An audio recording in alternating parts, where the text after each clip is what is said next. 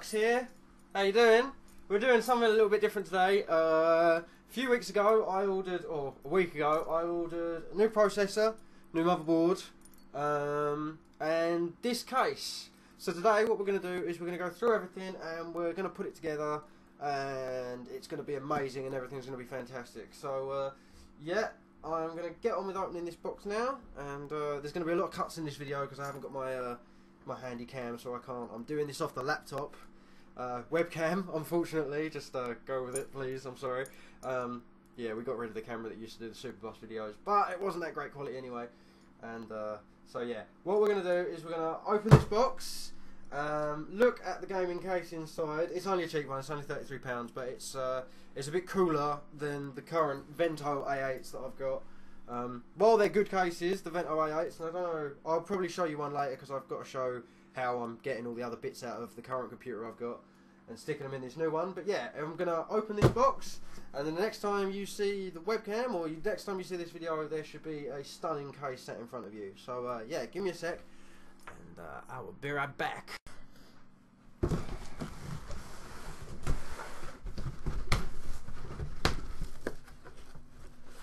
It's really plastic. Oh my god.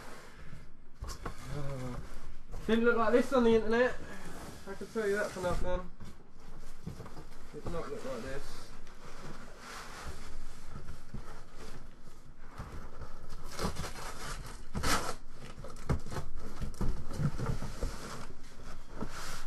Dun dun dun dun dun dun dun dun dun dun dun dun dun dun dun. Enjoy the squeakiness of that foam. Enjoy it. Box down.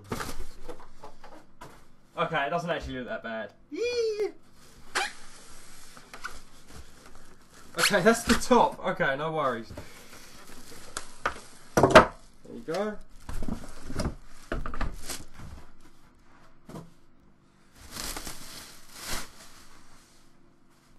Ta-da!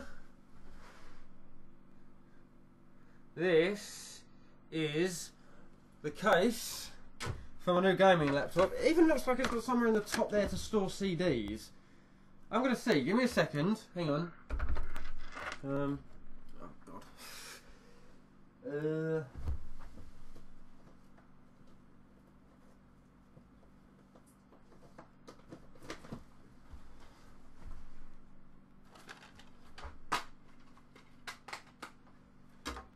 Oh my god, look at this! How fantastic is that? I have never seen a computer that does that before. It's got a CD case on the top. Fantastic. So I can just store all my, instead of having to go to the cases and keep going in and out.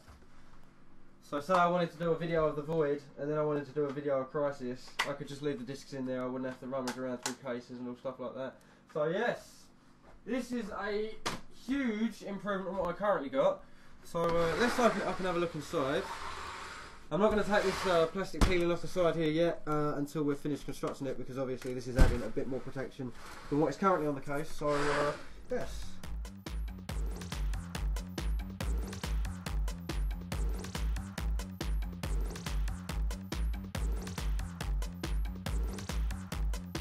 Pull that. Okay, well it's got a little handle on the end here. That's kind of handy. A handy handle, who'd have known? So yeah, this is the inside, and this is where all the red stuff comes from, obviously. Let me see if I can get a light on this. Hey, that's a bit better, isn't it? If only my plugs were long enough, which they are not.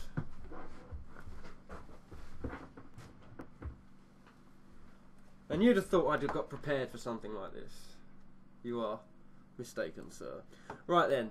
So yeah, this is the inside of my new system. I hope you can just about see that. There's obviously the hard drive bays down there, I'm pretty sure. It looks like it's side loaded though, but we've got a fan already built in with the case. That comes with it, I think. There's no PSU. You can pay an extra 20 quid and get a 700 watt PSU. Comes with it.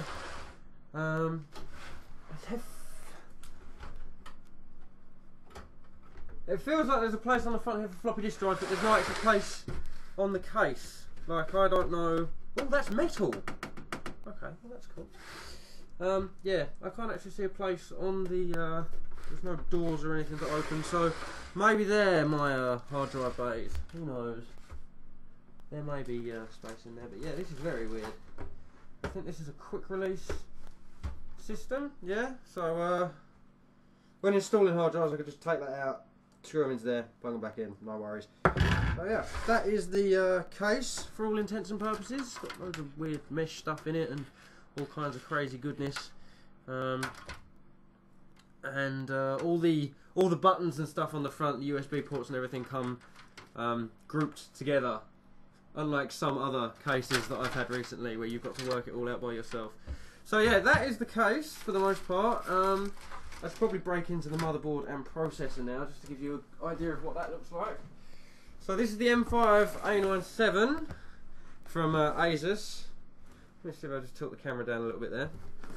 And yes, so this is my new motherboard. I should really be wearing an anti-static wristband, or I should at least take this woolly hoodie off. Comes with serial ATA cables. I think that's sort of like a standard thing now these days. All the features of this board, this is basically, my current motherboard isn't all that great. I mean it's good, it was a nice budget system, but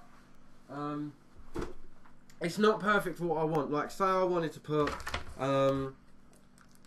another processor in it, it's only got room for the 1155 Intel slot, so if I wanted to upgrade, I was thinking about just getting an i7 and sticking it in. In fact, if you could see my face, that would probably be... Hi! Yeah, no. I was thinking I could have got an i7 and stuck it in the 1155 slot and done things that way. But looking on the internet, there was an AMD, this Phenom 2 quad core, and this had matching specs pretty much to the i7 that I was going to buy. And I just sort of thought, well, what's the point of getting an i7 if you can get the AMD for half price and upgrade the motherboard at the same time? So this motherboard has got USB 3.0 slots on it, so hopeful for that. It's got 6 serial ATA connectors. I think it goes up to 32GB of RAM, but I could be wrong. Don't hold me to that. It might just be 16, but I'm pretty sure it's 32. And so yeah, this is the motherboard. And I'll turn this down again and turn the light on, so we look like we're working in a lab.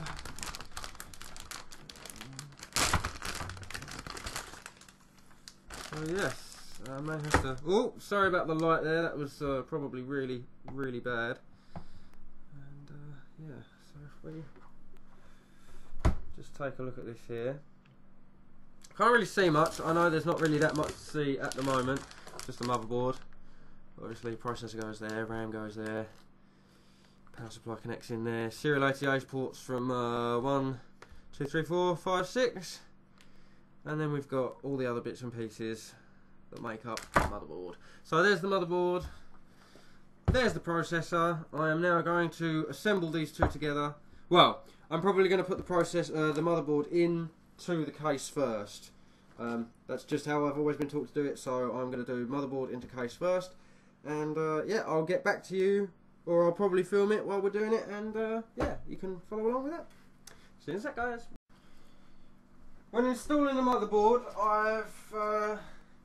over the years I've learnt that it's best to, obviously, lay the motherboard, not lay it all the way in, but to work out where your screw holes should be lining up with the rest of the board. So obviously you want to sort of poke them through there a little bit, so you've still got access to them, and you want to line up any screw holes you might see.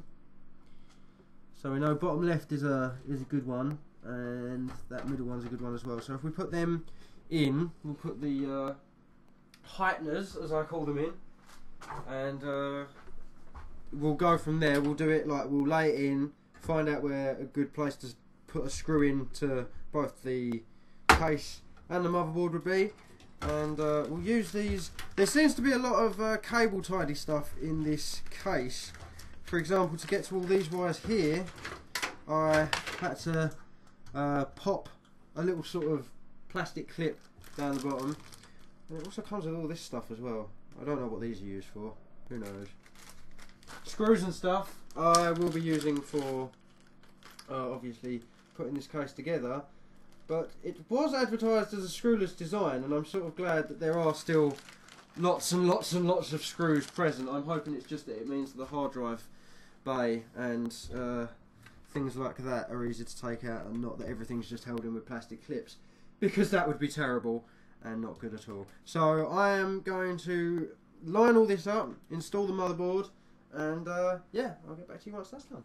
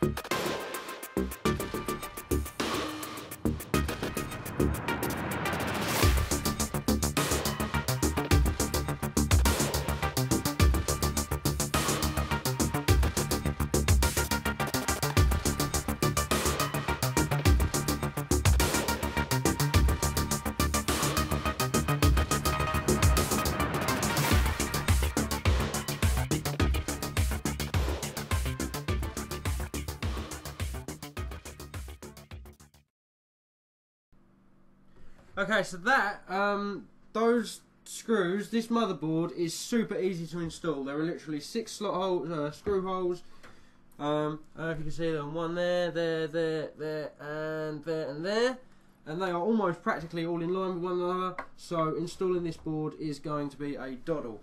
But, something else I should also point out, with your motherboard, you should get one of these, and these are very important. These are blanking plates.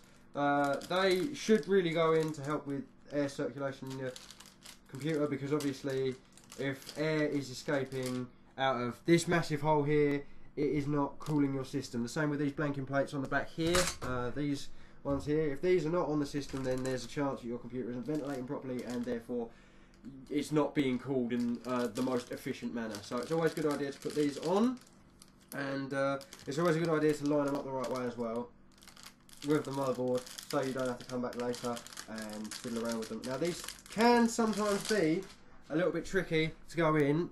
You'll find that sometimes the cases don't really quite match up with the thing. They do require a little bit of jiggling in, but beyond that it should be pretty simple to fit.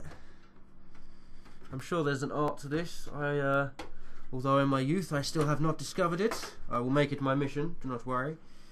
So yeah, there we go. The blanking plate for the motherboard, or whatever it's called, is now in.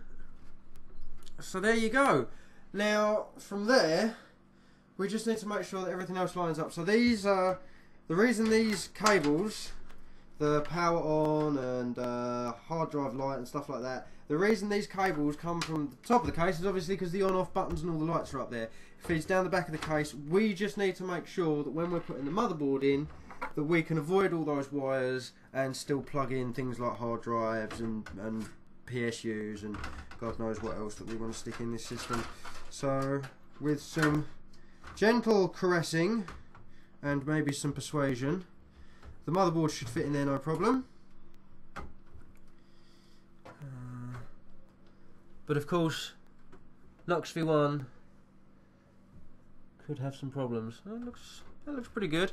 It's always a good idea to get sort of one screw in and then just check it.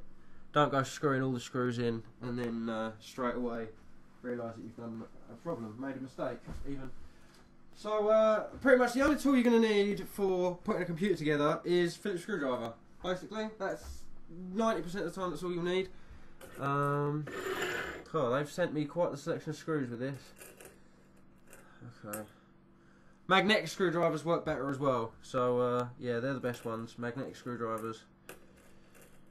Although, saying that, thinking about it, I'm not sure how good magnetic screwdrivers are around electronic components, so that might be something you want to check. So, like I said, just do one screw to begin with. Ooh.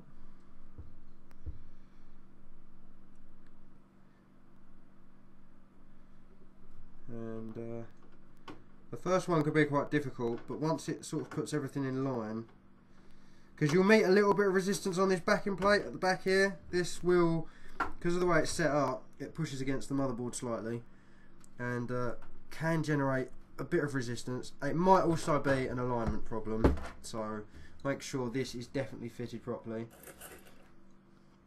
Like I said, they can be a bit tricky sometimes.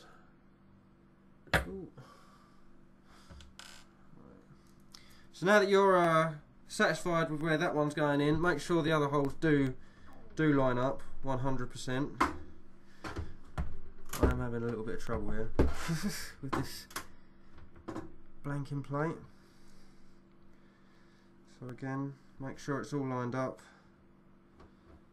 and you might need to give it some gentle persuasion.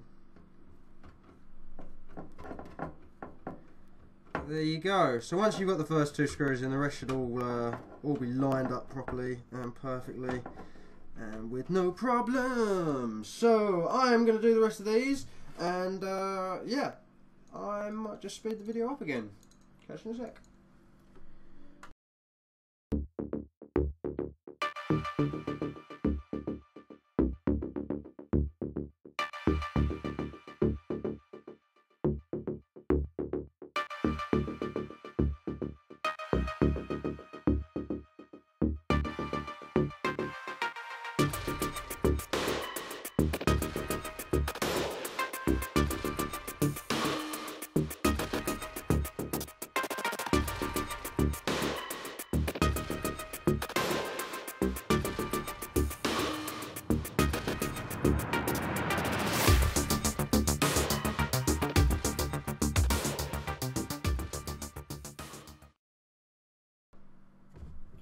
Hello! God, I need a shave. This is what the inside of the system is currently looking like. Obviously the motherboard's in, all perfect, snug.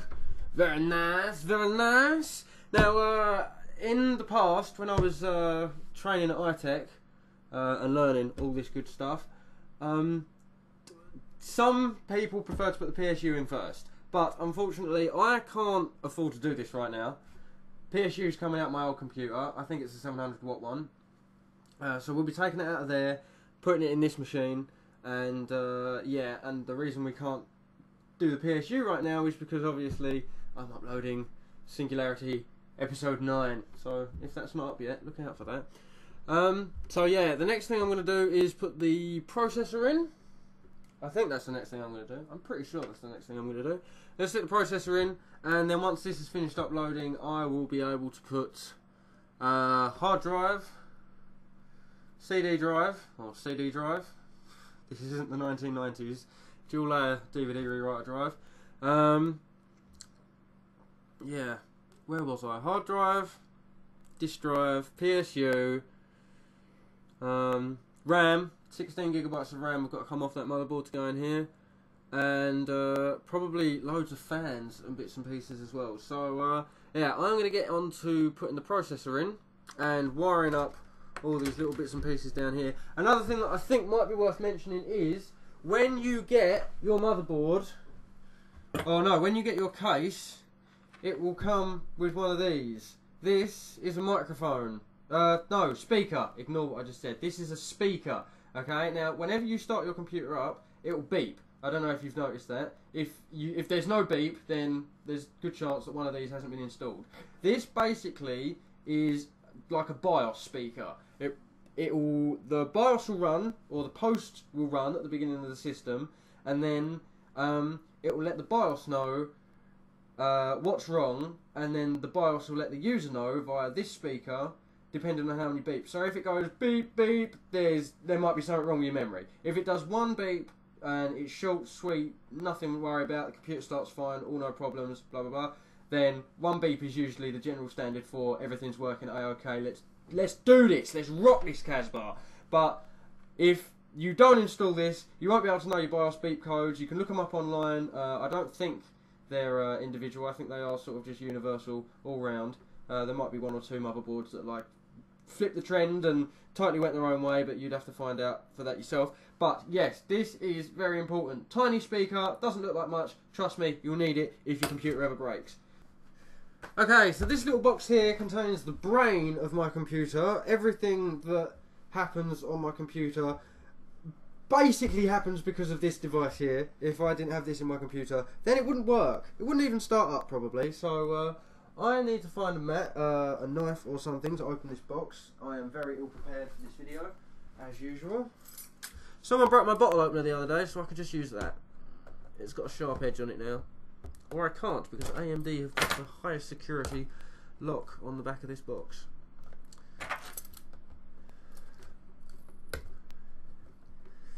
Should probably tell you a little bit about the core. The core is an AMD Phenom 2. Hang on. There we go. It's an AMD Phenom 2 quad core. It's about equal specs from what I can tell, just looking at the numbers. Pretty much equal specs to the i7 I was going to upgrade to, and you've got to remember that I was going for an i7 on an 1155 slot, not as good as some other i7s. So yeah, there you go. There is our processor, our computer's brain,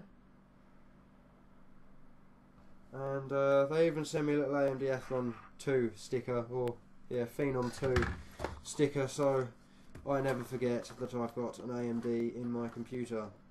Heaven forbid. The other good thing about this motherboard is it's easy to upgrade, so I can just put another AMD processor in it, no problem. They seem to be pretty universal.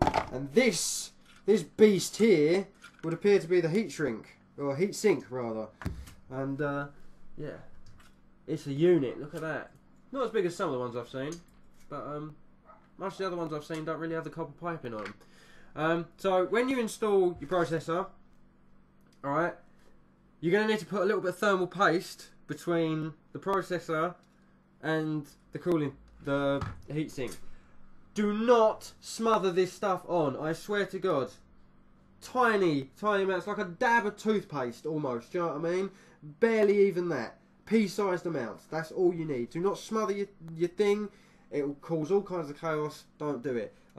I don't actually think there's any thermal paste in with this box, so I'm going to have to go on a little scavenge here and see if I can dig something up, and I will be right back. So, believe it or not, I just did some reading. I know, get me right, with the edumacations, and it says here, if I could just find it again, it says read this first, which is something I didn't do. I was like, I know what I'm doing, I'm a genius. But that is not the case, because I was about to go find some thermal paste. Blah da da da. Thermal interface material, get this, is required for all AMD processors. Use only the recommended thermal interface material for this processor. See thermal cooling guideline on AMD's website for a complete list of approved material for the specific processor you're using. The heatsink / fan provided with your retail AMD processor has pre-applied thermal interface material, which I'm assuming is this grey block of stuff here, which is almost nothing. Like, it'll work, but it's really thin. So I'm going to get on with applying this processor, and then I'm going to plug this bad boy in, and this comes with its own set of instructions, because obviously it's one of these newfangled doohickeys. Not too used to this yet, but yeah, I'm sure I can work it out. So yeah, I'm going to plug this bad boy into this motherboard, and or this computer rather, and yeah, I will get back to you after all that is done, and we'll try and get a video top down of me looking inside the computer as I install this fan thing, and no doubt that'll be a sped up video as well. So yeah, I will get back to you on that in a secondio. Actually, I just had a better idea. How about if I put this here, and try not to knock all my screws over. Oh no, okay, right, that's not going to work, but I did want to talk as I was doing this, just slightly. Now, if you look on the motherboard, you'll see that well, this is slightly different to what I learned in iTech. I'm also going to take off my keys so I stop scratching up my case. So, yeah, okay, well, let's just go for it. You've got a little metal handle down next to the processor slot, and there is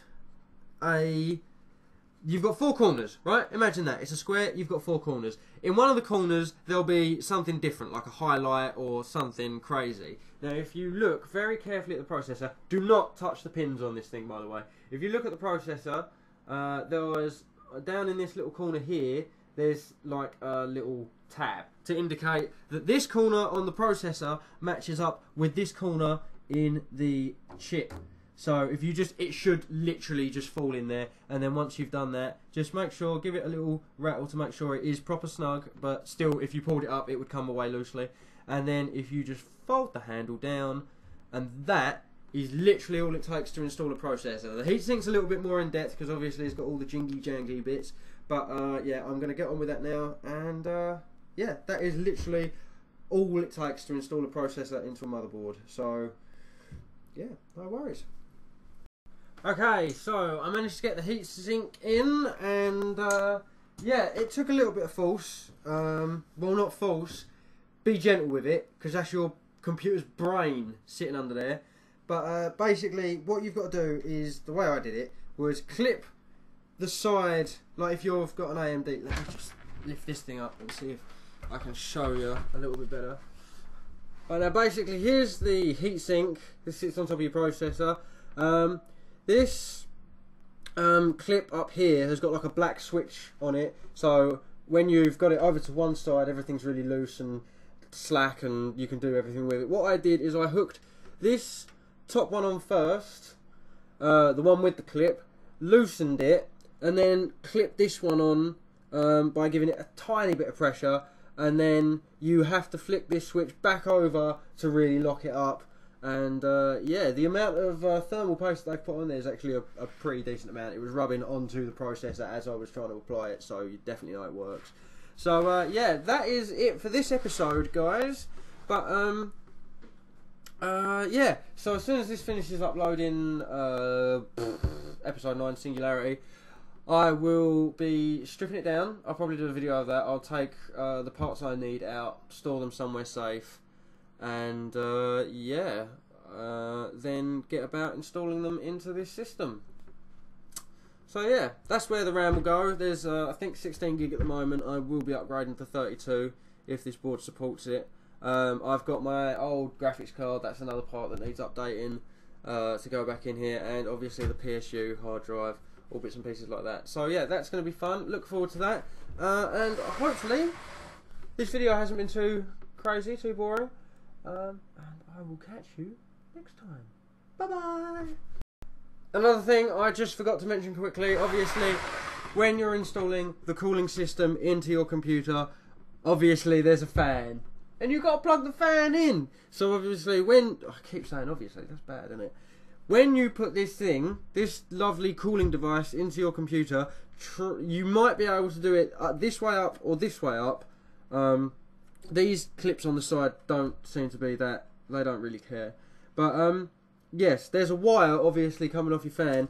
Put the heatsink in the best placement for the wire. So I've obviously gone down, and then it's folded back up and then straight into the slot, as opposed to having loads of wire just hanging around up here doing not much. So it comes out the fan, down here, goes up, round.